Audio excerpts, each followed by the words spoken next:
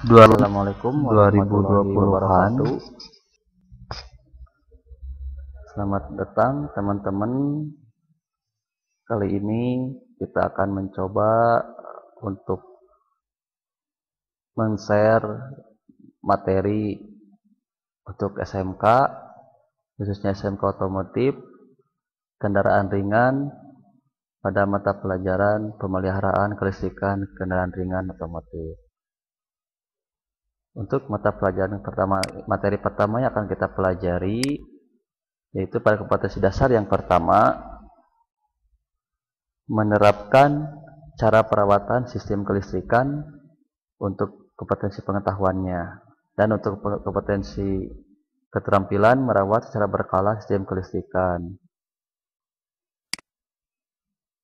Untuk mencapai kompetensi dasar tersebut ada beberapa indikator yang harus tercapai dalam pembelajaran kali ini, yaitu menjelaskan fungsi komponen utama sistem kelistrikan. Yang kedua, mengklasifikasi sistem kelistrikan pada kendaraan, menentukan urutan perawatan komponen utama sistem kelistrikan sesuai dengan standar operasional prosedur atau SOP. Dan untuk keterampilannya, melakukan perawatan sistem utama sistem kelistrikan sesuai dengan standar operasional prosedur atau SOP. Yang kedua, menilai hasil perawatan sistem utama sistem kelistrikan sesuai dengan SOP.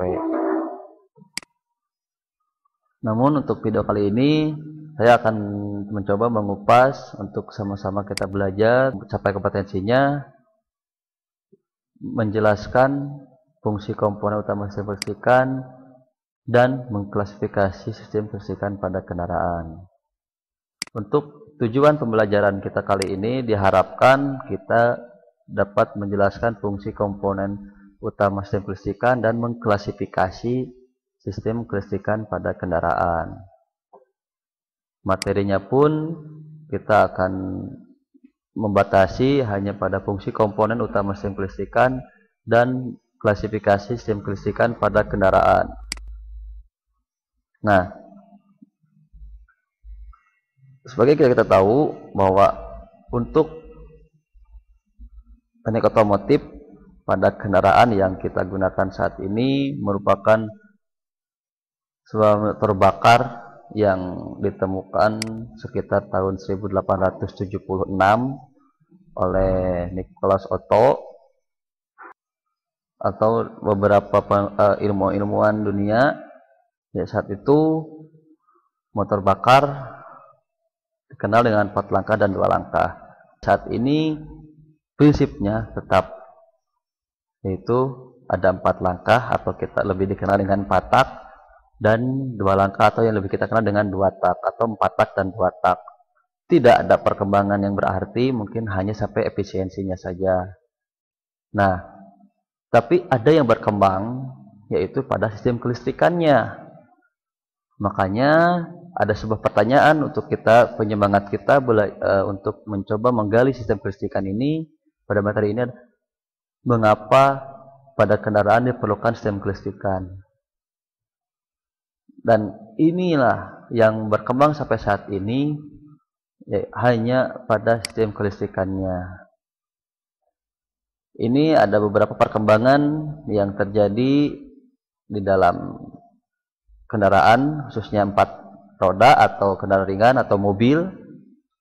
Di sini terlihat jelas ada karburator untuk pemasukan suplai bahan bakarnya, dan ini yang kita gunakan sekarang saat ini sudah tidak menggunakan karburator, tapi sudah menggunakan lebih kenal dengan EV, MPI ataupun EPI. Jadi tidak lagi menggunakan karburator.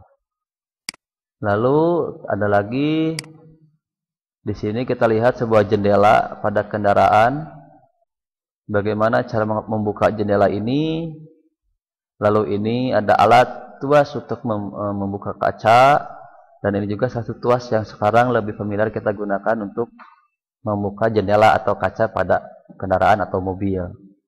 Kita bisa lihat perkembangannya. mulai dari digeser, lalu diputar, lalu tinggal tekan membuka dan atau menutup jendela. Ini sudah jelas dapat kita bandingkan bahwa sistem kelistrikan untuk di kendaraan berkembang sangat cepat ataupun terus ada inovasi untuk perkembangannya. Nah, sampai untuk membahas jawab tersebut, kita akan mencoba menggali atau mencoba membaca, mempelajari yang pertama, indikator yang pertama yaitu menjelaskan fungsi komponen utama kelistrikan. Fungsi dari sistem kelistrikan yang di kendaraan, yang pertama fungsinya untuk memungkinkan engine dapat bekerja. Yang kedua, itu sebagai sistem keamanan dan keselamatan engine, kendaraan, dan pengendara. Dan yang terakhir, yang ketiga, dapat menambah kenyamanan berkendara dan sebagai media informasi. Jadi, sistem kelistrikan pada kendaraan mempunyai fungsi 4 ini. Ya, supaya engine dapat hidup, untuk keselamatan bagi engine-nya, bagi kendaraannya, bagi pengendaranya, untuk menambah sebuah kenyamanan dan informasi bagi pengendara. Komponennya untuk sistem kelistrikan, pasti yang namanya kelistrikan perlu yang sebagai sumber listriknya. Nah, sumber yang digunakan bukan dari PLN untuk ataupun genset, tapi di kendaraan sumber listriknya berasal dari baterai. Ya, komponen yang kedua adalah wiring harness atau jaringan kabel, bukan kabel dari komponen lain. Kalau kita masing-masing kabel langsung, berarti kita akan semrawut di kendaraan. Dapat kita lihat di dalam kendaraan jaringan kabelnya itu sangat tersusun rapi, tertata rapi.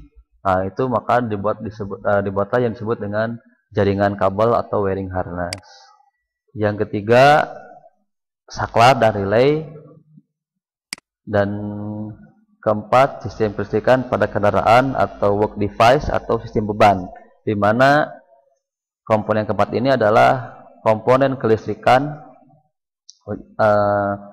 yang dapat bekerja atau hidup apabila ada listrik. Nah, disinilah sistem utama kelistrikan di sini, komponen utama sistem kelistrikan. Nah, kita akan coba membahas satu persatu. Yang pertama, mungkin sudah kita ketahui ini gambar apa. Ini adalah gambar baterai. Baterai ini mempunyai fungsi dalam kendaraan. Dalam beberapa literasi atau dalam beberapa buku dapat kita temukan banyak sekali perbedaan-perbedaannya.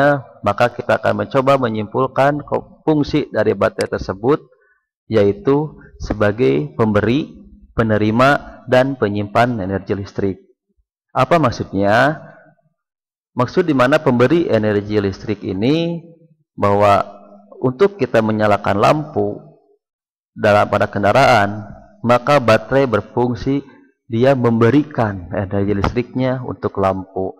Apabila kita ingin menyalakan wiper untuk membersih kaca, maka baterai ini berfungsi memberikan listriknya untuk motor wiper supaya wiper blade-nya dapat bergerak membersihkan kaca. Atau apabila kita ingin hiburan di dalam saat berkendara, maka listrik ini berfungsi sebagai pemberi listrik untuk audio yang ada pada kendaraan atau video yang ada pada kendaraan kita.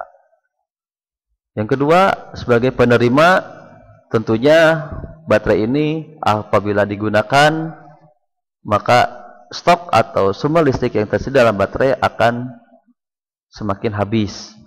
Untuk mencegah hal tersebut, maka baterai ini akan membutuhkan listrik.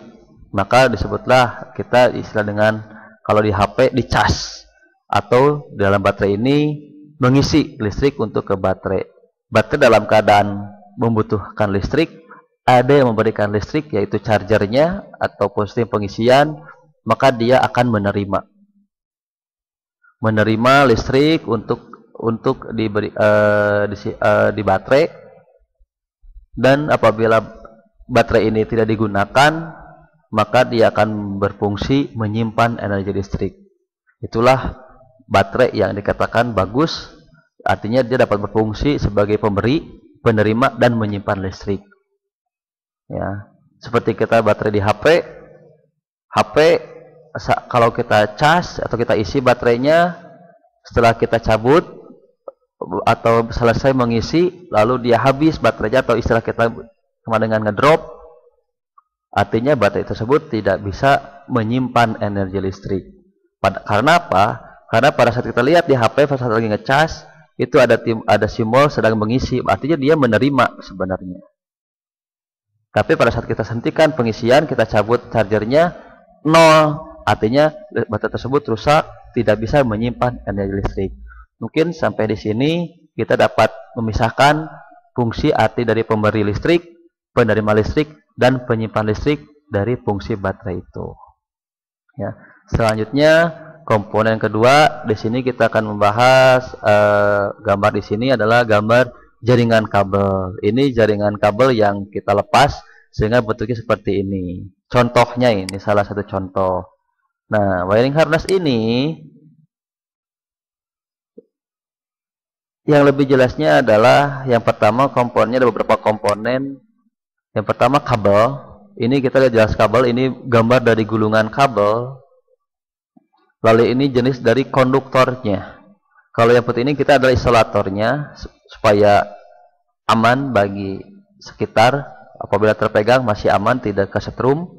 Tapi kalau kita lihat di bawah gambar di bawah ini ada beberapa jenis kabel, ada yang konduktornya tunggal, ada yang serabut tapi besar-besar, dan semakin serabut, dan yang tunggal, satu kabel, satu tembaga atau satu konduktor. Ini satu konduktor dengan serabut, dengan berbeda bahan, tapi ada juga yang dalam satu kabel itu ada beberapa konduktor dengan beberapa warna sebagai kodenya, dan ada yang serabut dan ada yang tunggal. Tentunya ini berbagai fungsi dari kabel tersebut untuk menghantarkan listrik apa. Karena fungsi dari kabel di sini penghantar arus listrik, artinya menghantarkan listrik apabila digunakan sebagai tadi fungsi pemberi listrik, artinya dari sumber, kalau di kendaraan dari baterai, menghantarkan listrik dari baterai ke komponen kelistrikan yang membutuhkan energi listrik untuk bekerja atau untuk hidup. Nah, besar kecilnya listrik tersebut, maka digunakanlah jenis seperti ini di bawah ini untuk sebagai membedakan besar kecilnya listrik yang diberikan. Selanjutnya baterai kabel di sini ada yang sebagai penghantar listrik, ada juga yang menghantarkan data informasi untuk sistem kontrol elektronik. Selanjutnya dalam jaringan kabel di sini komponen yang kedua setelah kabel ada yang disebut dengan junction block dan relay block. Mungkin ini tampilan dari junction block. Di sini ada relay block. Kalau untuk kendaraan yang sekarang itu disatukan dengan cycling block. Jadi disebut dengan junction block. Kalau dulu junction blocknya terdiri dari cycling block dan relay block secara terpisah. Tapi untuk kendaraan sekarang disatukan. Bahkan ada lagi yang dua, kendaraan sekarang ada yang dua junction block, artinya ada yang di ruang engine letaknya dan ada di dalam kabin. Tepatnya biasanya ada di sebelah kanan di bawah setir atau di sebelah kiri di bawah dashboard. Ya. Junction block di sini itu sebagai tempat menyimpan komponen pengaman biasanya, di mana yang ada dalam junction block di sini ada relay, ada fusible link, dan ada sikring. Ya. Selanjutnya di sini ada terminal kabel atau sepatu kabel, di mana bentuknya banyak sekali. Di sini untuk yang langsung ke baut massa, makanya di sini untuk masukkan pengikat ke kabel baut massa ke body untuk ground. Di sini ada sepatu dengan pasangannya masing-masing, ada yang pipi, ada yang jarum, dan ada yang seperti ini. Ini dikenal dengan istilahnya betinanya atau male-nya, female, dan ini male-nya atau jantannya. Jadi dimasukkan ke sini dan mengikat supaya tidak ada short atau arus pendek, ya. Fungsinya di sini untuk menghubung antara satu kabel dengan kabel yang lain supaya tidak semrawut, tidak terlalu banyak kabel yang digunakan. Artinya nanti bisa disatukan ke kabel utama, ya. Nah, untuk menyambungkan dari kabel kecil ke kabel utama dihubungkanlah yang namanya terminal kabel dan konektor. Nah, ini salah satu konektor. Konektor ada dua, ada yang male dan female, ya, atau soket konektor laki-laki atau perempuan. Ada juga yang dari konektor atau soket langsung ke komponen, seperti contoh di sini lampu dengan konektor yang dihubungkan ke lampu. Untuk ini kabel dengan kabel yang di bawah. Nah, konektor ini sama seperti tadi terminal kabel menghubungkan kabel-kabel, tapi di sini konektor ini semakin luas. Kalau tadi terminal kabel itu kabel dengan kabel, kalau konektor dengan jaringan kabel, ya. Jadi banyak jaringan disatukan seperti yang gambar yang biru hitam ini. Ini banyak sekali jaringan, satu jaringan ke jaringan yang lain atau ke jaringan utama. Dan ini adalah gambar dari baut massa.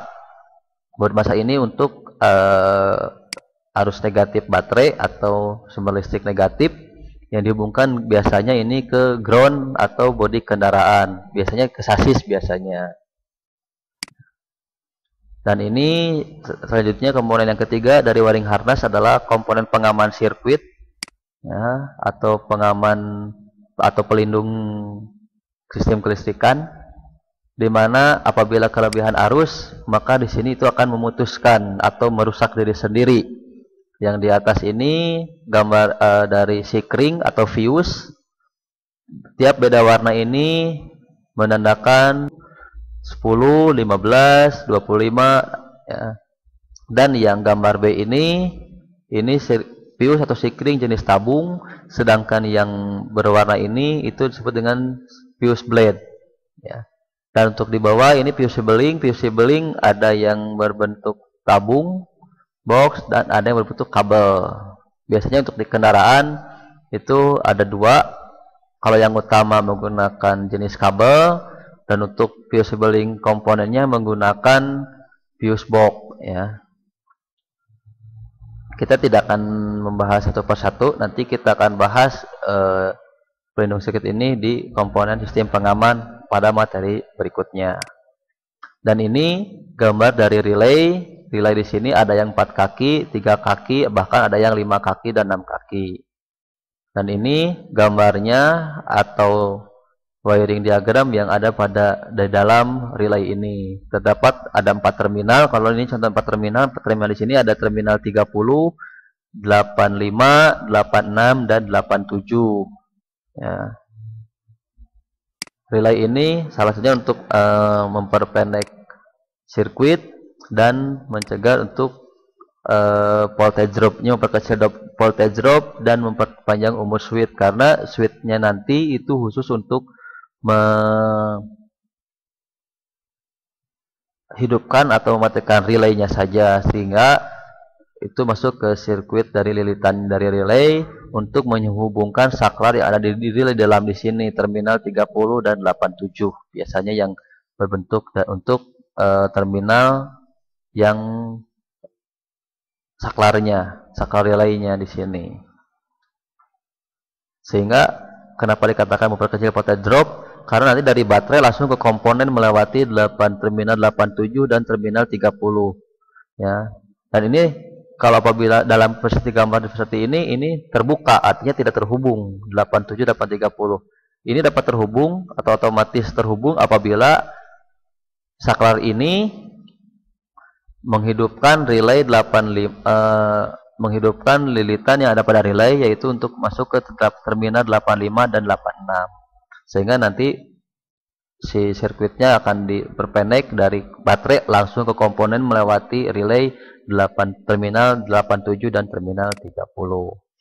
Selanjutnya untuk saklar di dalam kendaraan ada beberapa saklar, jenis saklar yang ada di kendaraan. Ini saklar putar, pengoperasian on off-nya itu dengan cara diputar. Ada lagi yang ada yang terlewat. Fungsi dari saklar ini adalah untuk memutuskan dan menghubungkan arus listrik ya, dari baterai ke komponen atau untuk memutuskan menghubungkan arus pada sirkuit kelistrikan. Untuk jenis saklar tersendiri itu ada banyak, ada beberapa jenis. Yang pertama gambarnya itu saklar tekan. Ini saklar ungkit, on off-nya diungkit, salah satunya ini ada off dan off, ada on dan off. Selanjutnya ada saklar tuas dengan digeser. Selanjutnya ini ada reed dan ini thermoswitch-nya ya. Ini untuk termosedimenternya ini di sini digunakan. Nah, yang terakhir komponen dari sistem utama kelistrikan. Tadi kita sudah membahas baterai, sudah membahas jaringan kabel.